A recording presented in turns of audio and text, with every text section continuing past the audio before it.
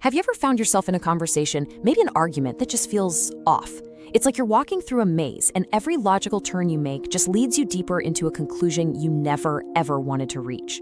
Well, today we're going to pull back the curtain on exactly what that is. It's a powerful psychological dynamic called mental pinning. Let's get into it. The most striking truth about mental pinning is that it doesn't use lies to control you. It uses your own commitment to being logical and fair. You see, we tend to assume that a logical argument is a path to the truth, but there's a much more strategic and kinda sinister reality.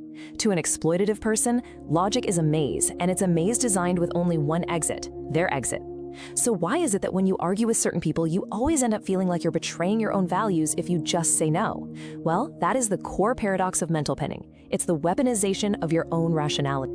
So here's our game plan. We're going to start with the paradox itself, the logic cage. Then we'll get into the mechanics, this idea of inertia of agreement. We'll break down the three-stage trap, look at the psychology behind it all, and most importantly, we'll talk about how to break the pin and take back control of the conversation. Okay, so let's start with this really central, kind of unsettling idea, the logic cage paradox. This is all about that feeling of being trapped, not by threats or deception, but by your very own sense of reason.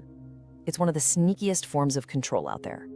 I mean, just think about this question for a second. How is your own fairness used against you? Most of us, we pride ourselves on being fair, on being consistent. We want to hear people out. But what happens when that exact quality, that virtue, is turned into a vulnerability? What happens when it's used to quietly dismantle your own boundaries from the inside? That's the trap. That's the paradox we're going to unpack. All right, to really get how this works, we've got to pop the hood and look at the psychological engine that makes this thing run.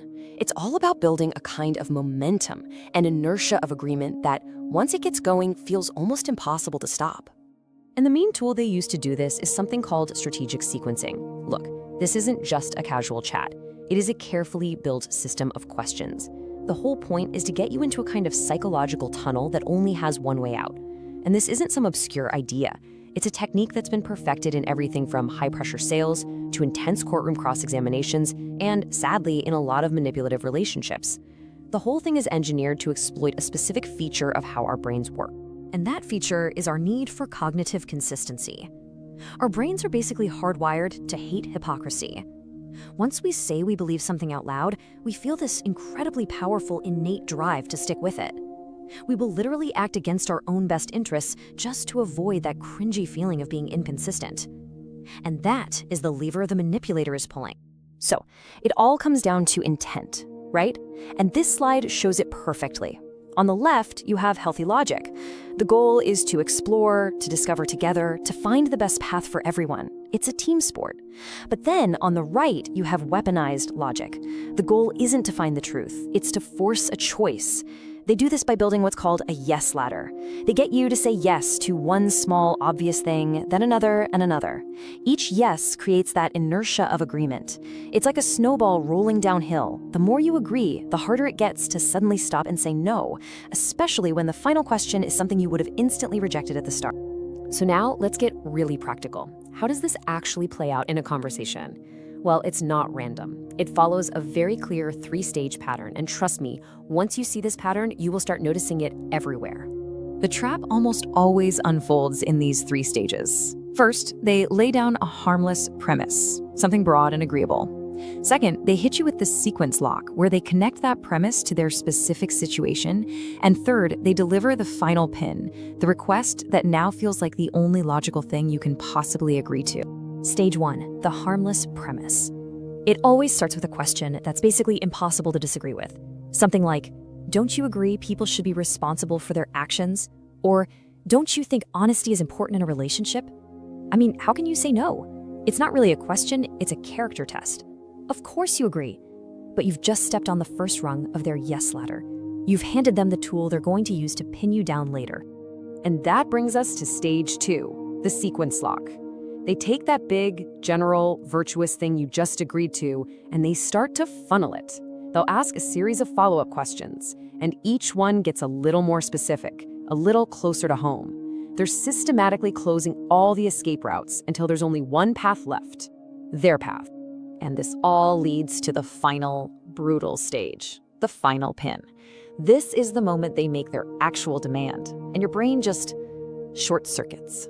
You get hit with what we can call a logic lock. You can feel that something is deeply wrong, that this is a trap, but you're paralyzed. Why? Because they've engineered the entire conversation so that saying no now makes it seem like you're contradicting that big virtuous principle you agreed to at the very beginning. Saying no makes you feel like a liar, a hypocrite. And just like that, you're pinned. So why on earth is this so effective? I mean, it's devastating. To get it, we really need to look at the psychology from both sides, the person setting the trap and the person falling for it. It's like a lock and key, a perfectly interlocking system of goals and vulnerabilities. Just look at this breakdown. The controller's goal is what you could call impunity through consent. They don't want to be the bad guy. They want you to agree to your own sacrifice so they can say, hey, it's what you wanted. This meshes perfectly with the target's biggest vulnerability, dissonance avoidance. That's just a fancy term for that deep, squirmy discomfort we feel when we act in a way that goes against our stated beliefs. We hate feeling like a hypocrite so much that we'll often agree to something we don't want just to avoid that feeling. And it gets worse because this is compounded by something called the fairness bias. This is so important. It's the tendency for really good, decent, reasonable people to get so focused on playing by the rules of the argument that they completely ignore what their gut is screaming at them. Your intuition is waving a giant red flag, saying, this is wrong, bail out. But your rational brain says, well, technically, their logic makes sense. I have to be fair. And in that moment, when you start trusting their perfectly crafted logic more than your own internal alarm system, that's the moment you've lost. Okay, so we get the trap, we see the mechanics, we understand the psychology. Now for the most important part. How do we get out of it? How do we break the pin and reclaim our autonomy? Well, the good news is, just knowing this stuff is half the battle. Once you can name the game, you can stop playing. There are 3 main steps to dismantling this thing, and they're all about making one crucial shift. You have to stop defending your position inside their logical framework and start challenging the framework itself. First, you just have to recognize the pattern. Second, you use what's called the abstract to concrete filter. And third, you perform a context reset. This phrase, right here, these 5 words are your absolute best defense. This is the abstract to concrete filter. When someone hits you with that big, vague, harmless premise, you have to fight that urge to just say yes. Instead, you say, it depends on the context. This little phrase is like a circuit breaker. It stops the yes ladder cold before they can even get started. You're refusing to give them the general, abstract agreement they need. You're forcing the conversation down to the ground level, to the specific, messy details of the real situation, which is exactly where their simplistic logic usually falls apart. Now, what if you're already caught in this sequence? This is your escape hatch. This is the context reset. Notice what you're doing here. You're not fighting their premise. You're not saying honesty is bad. That's falling right back into their trap.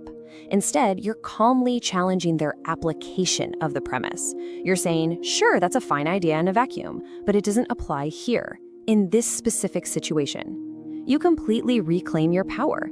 You're essentially saying your logic is irrelevant because your premise is being misused. The debate is now on your turn. And when you start using these tools, it leads to a really fundamental shift in how you see these interactions.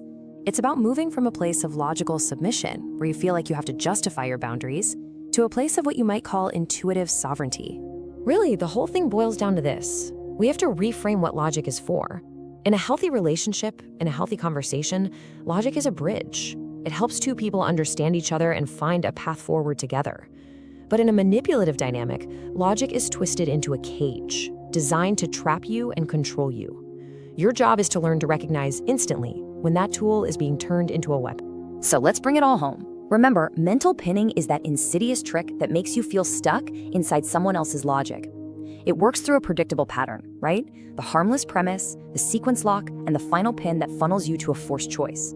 But simply being aware of this pattern is what breaks the loop. By using that abstract to concrete filter, it depends on the context. And by performing a context reset, you're not just winning the game, you're stepping off their playing field entirely. And that brings us to the final and maybe the most important truth of all. You do not owe anyone a bulletproof, logical dissertation explaining why your boundary is where it is. A manipulator wants you to believe that your feelings, your needs, your no, are only legitimate if they can survive a hostile cross-examination. But that is the ultimate trap. Your boundaries do not need to be logical to be valid. They only need to be yours.